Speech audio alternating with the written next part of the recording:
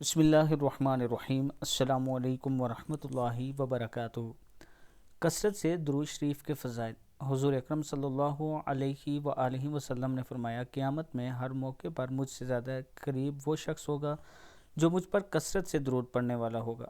آپ صلی اللہ علیہ وآلہ وسلم نے فرمایا، مجھ پر کثرت سے درود بھیجا کرو، اس لیے کہ قبر میں تم سے میرے بارے میں بھی سوال کیا جائے گا۔ آپ صلی اللہ علیہ وآلہ وسلم نے ارشاد فرمایا، مجھ پر درود بھیجنا قیامت کے دن پلسرات کے اندھیرے میں نور ہے، اور جو یہ چاہے کہ اس کے اعمال بہت بڑی ترازو میں تلیں، اس کو چاہیے کہ مجھ پر کثرت سے درود بھیجا کرے۔ آپ صلی اللہ علیہ وآلہ وسلم نے فرمایا، قیامت کے دن کی ہولناکیوں سے اور اس کے مقامات سے سب سے زیادہ نجات پانے والا وہ شخص ہے جو دنیا میں سب سے زیادہ مجھ پر درود بھیجتا ہے۔ آپ صلی اللہ علیہ وآلہ وسلم نے فرمایا، جو مجھ پر درود کی کثرت کرے گا وہ عرش کے سائے میں ہوگا۔ اللہ تعالی ہم سب کو بھی اس پر عمل کرنے کی توفیق دے۔